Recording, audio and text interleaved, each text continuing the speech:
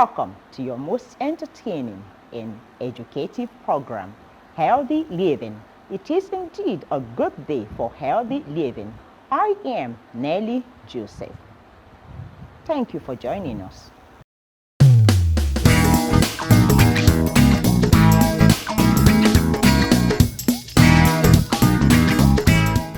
On today's episode, we are talking alternative medicine, traditional plants, natural plants, and herbal medicine.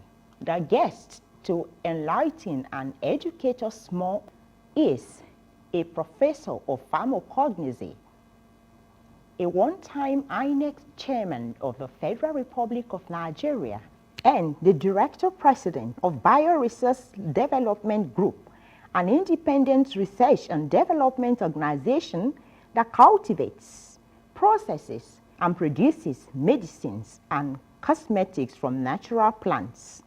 Professor Maurice Iwu. He is in the company of a priest of the Roman Catholic Church, a pioneer of alternative medicine in Africa, a Benedictine monk, and the president of Parks Herbal Clinics and Research Laboratory.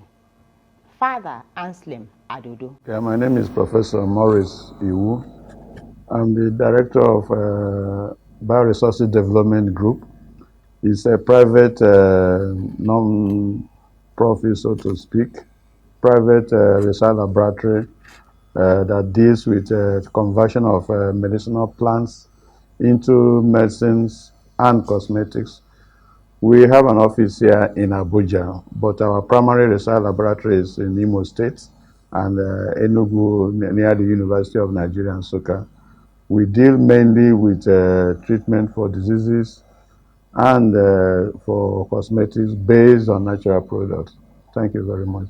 All right, Prof, tell us more about this practice. Yeah, herbal medicine, unlike what people think, is actually the fulcrum of medicine, in the sense that most drugs that we use now came originally from plants. There has to be a distinction made between traditional medicine, orthodox medicine, and herbal medicine. Herbal medicine, so to speak, is the midway between all of them. And then what we have done over these years is trying to recapture the lost glory, so to speak, because we have had medicinal plants that do a whole lot of things. People who are suffering from cancer, for example, most of the synthetic product that they use for cancer treatment came originally from plants. There's a drug called vincristine and vinblastine, which is classical product used for, particularly for breast cancer and for leukemia. They are from plants. They are from the African periwinkle, the common disease. Not many people also know that there is a Nigerian national plant called Costus spectabilis. That's when you look at Nigerian emblem. There is that flower that is on the base of Nigerian coat of arms. That's told from the word go. This country embraced a plant as their national symbol. On the Nigerian coat of arms. Yes, that green, yeah, exactly, green. Wow. Exactly. But there is then a yellow. This is called the yellow trumpeter. It is there in this. So plants is actually an integral part of our life, but it has not been this, and that's why Father and I came up with having to document the more scientific, more modern aspects of healing plants. Okay, Father and I, and that takes us to the next question. Father, such a collaboration between Father and the professor. Well, Father Aselm Adodo from the Benedictine Monastery in Iwu, a village called Iwu, Edo State. And I'm also the director of Parks Herbal Clinic and Research Laboratories, also located within the monastery in Iwu, Edo State. It is good, and as we heard earlier in another forum, that Professor Iwu is a core scientist, pharmacognosist, and but he's doing it in such a way that it makes science popular and attractive. People tend to see scientists as people who are cut off from reality, who are just busy sitting down in a laboratory doing intangible things that people don't even know about. But that is not really the image of scientists that have come down to us, and that is why the book we publish is also trying to let people understand what a scientist is. A scientist is someone who brings reason and intellect into daily activities in order to make it more practicable, more useful application of knowledge into the daily life of people. So when we're writing this book, all the images in the book, the pictures, they were taken live. That we went to where the plants were growing, and we took snapshots at their natural habitat, not to go and pluck a leaf and then put it on the table and snap it, because every plant has a story. So if you see a pawpaw and you say this is pawpaw, that's just one tiny aspect of what a pawpaw is. Father, every plant has a story. A story. Wow. And a community. And a community. Wow. And a name. Wow. Because your name reveals part of your history. Wow. So if young people in the universities who they are analyzing the chemical components of bitter leaf and say it contains it, but that's just one aspect of what a bitter leaf is. It came from somewhere, from a people, and those people, they have a lot to tell you about that plant. If you don't listen to them, they won't talk also. Yes. But they will leave you in your ignorance. Why you think they are ignorant, but they're also feeling sorry for you because they know you don't know. So nobody has the full custodian of knowledge. It is our custodian, everyone. So that is why it's very important to reach out to communities, to people, so that our knowledge can be complete.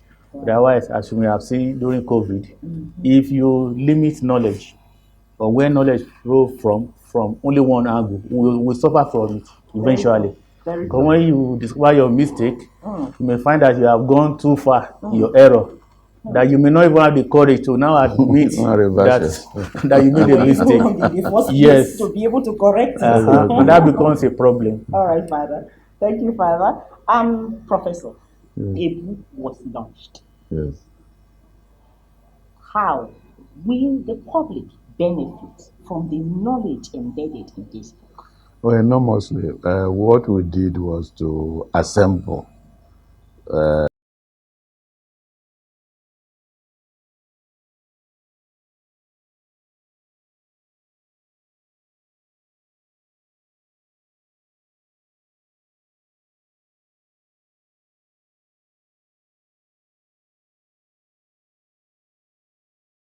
be the worst thing that can happen. But we have to be grateful that such knowledge exists.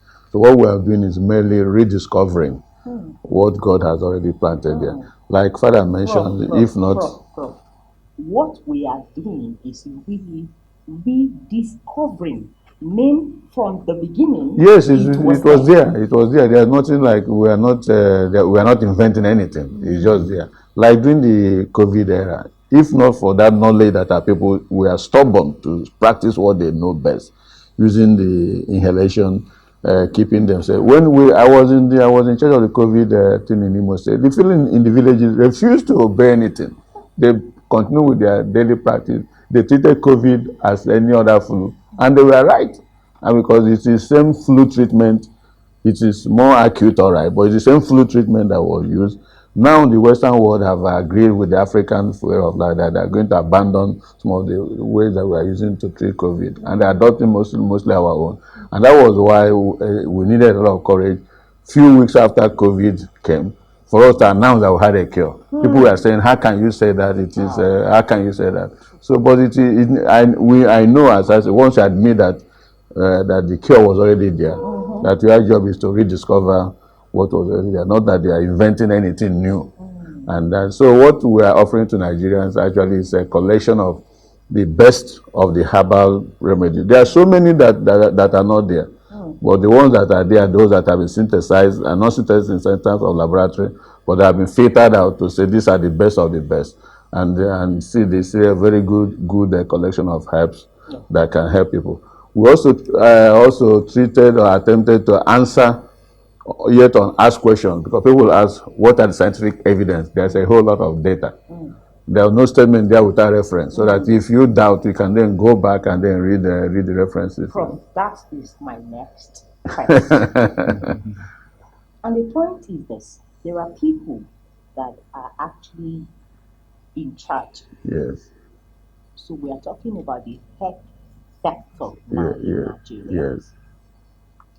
How is the health sector reacting to this rediscovery that we are propagating?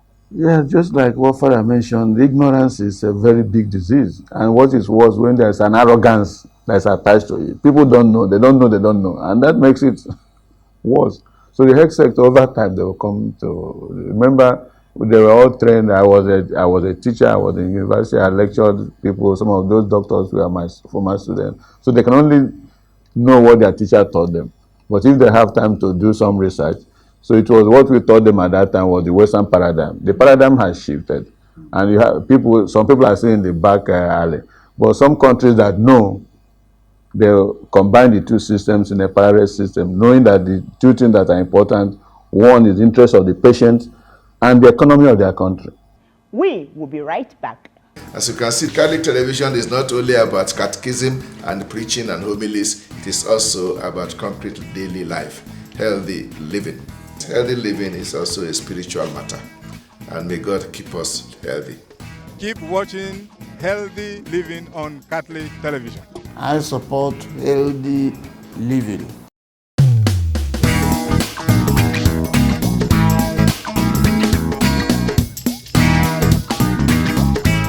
Yeah, the health sector, as I mentioned just before we went on break, there is a paradigm shift globally from people used to think that medicines are constituted only mainly of a magic bullet. You treat it, if you have headache, you take it, and the headache is gone.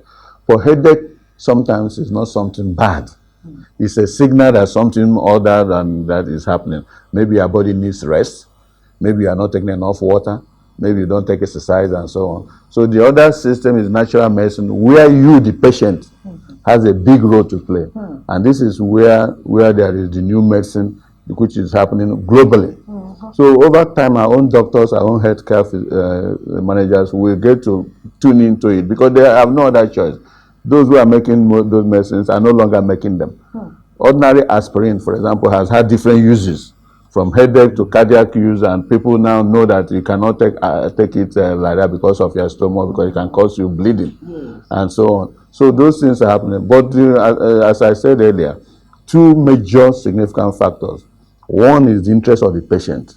The patient has to get healthier, and healthier now it's known that herbal products, which includes food, of course, play a very major role. Wow. The second thing is the economy.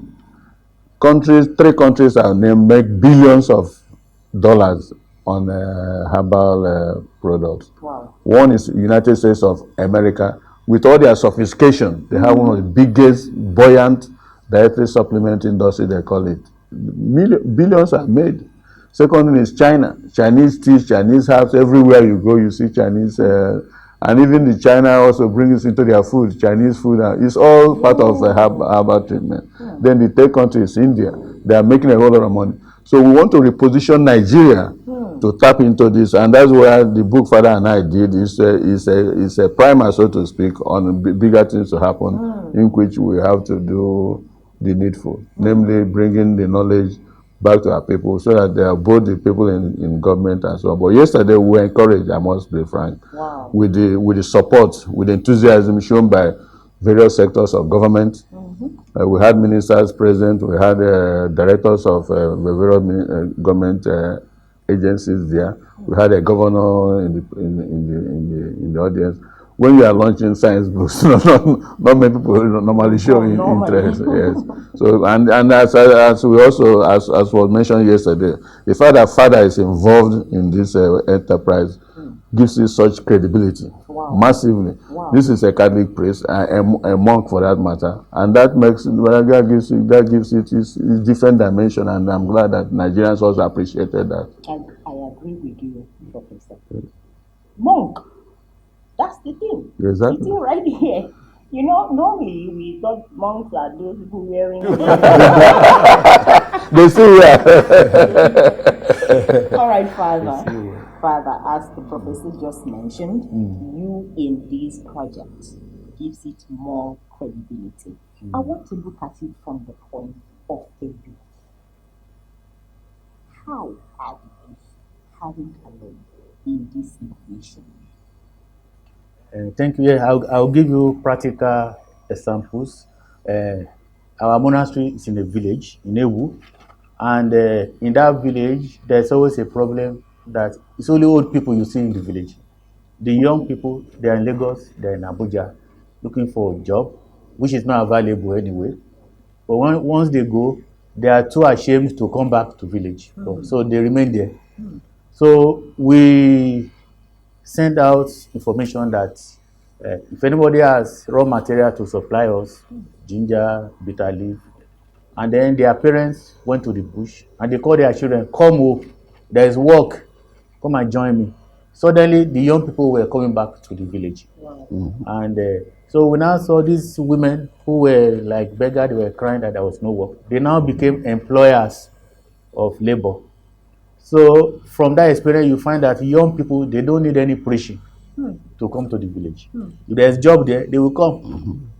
If people don't need to be pleaded with to go to the farm, if it is a cash crop, they will cultivate it. I mean, if I know that if I plant 200 stands of pawpaw, I will earn certain amount in a month. I don't need any preaching. I will remove my tie and coat and wear my farm boots and go to the farm.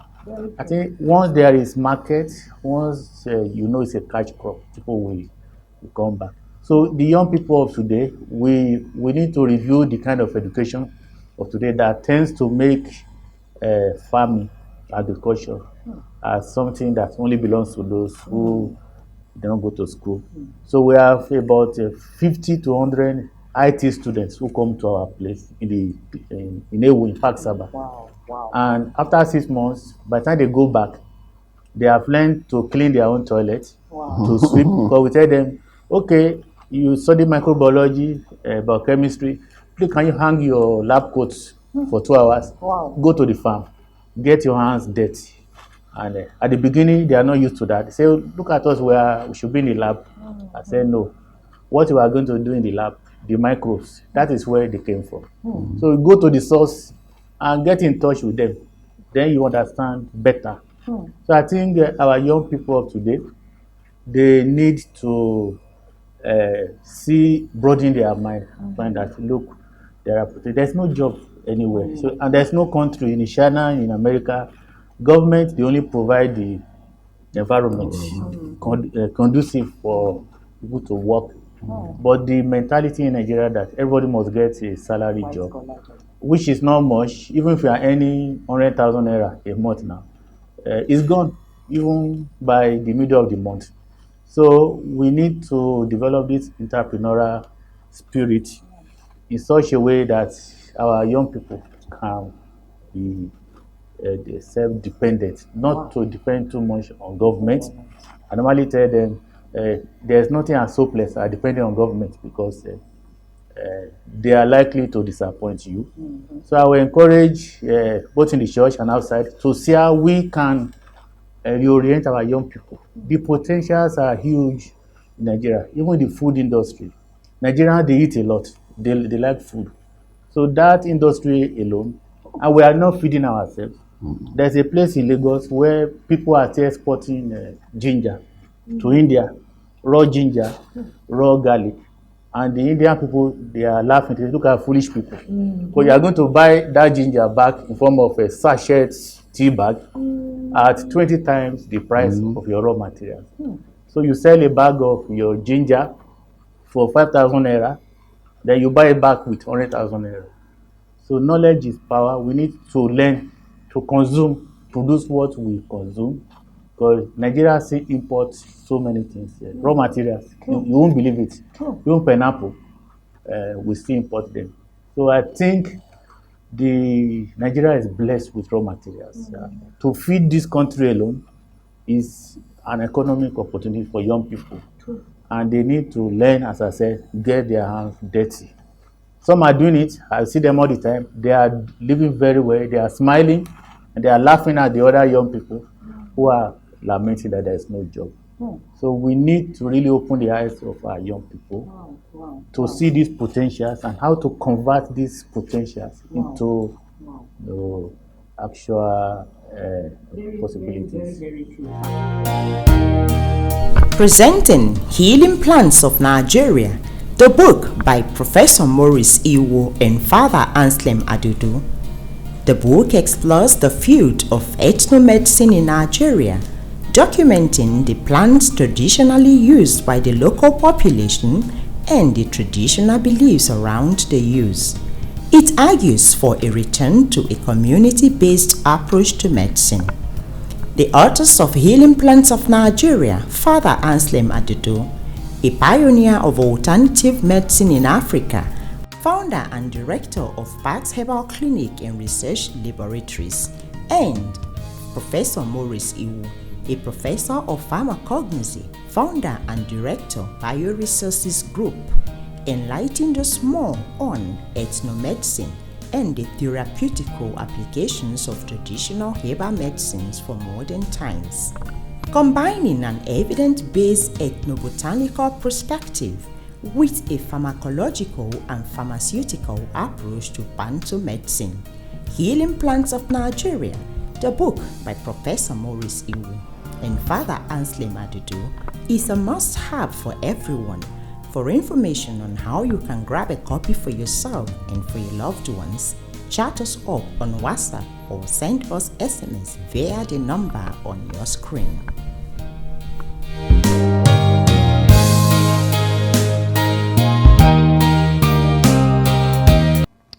Wow! You didn't know all this?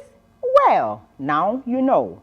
Now that we have educated and enlightened you, we believe that you will make the best of the information so that you will keep fit and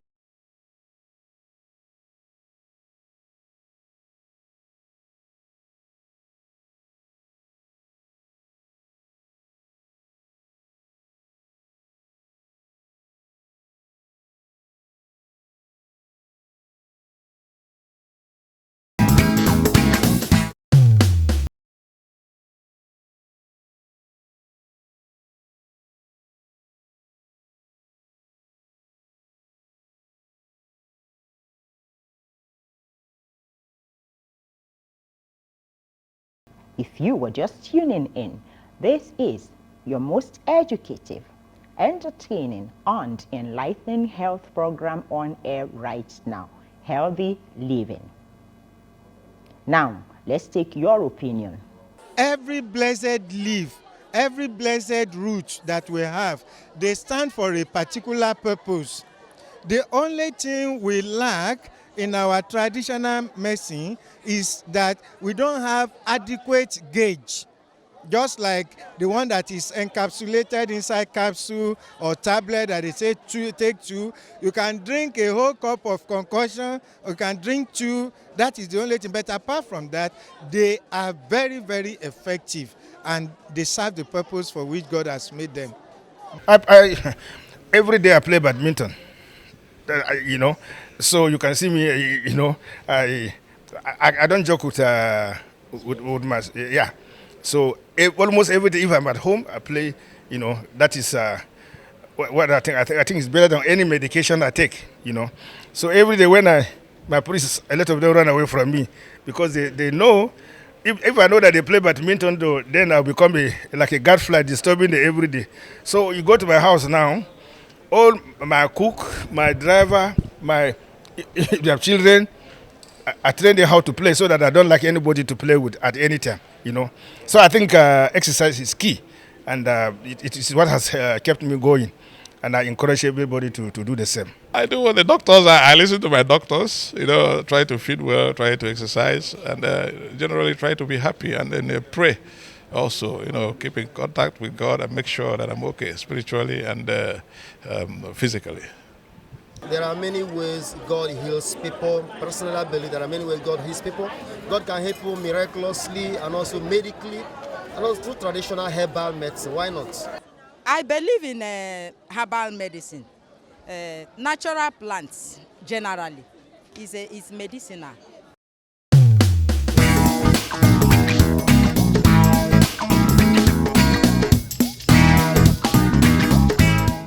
That's the much you can take today on the program. Until we come your way again soonest, I am Nelly Joseph, and I will see you soonest. Until then, keep having a healthy living.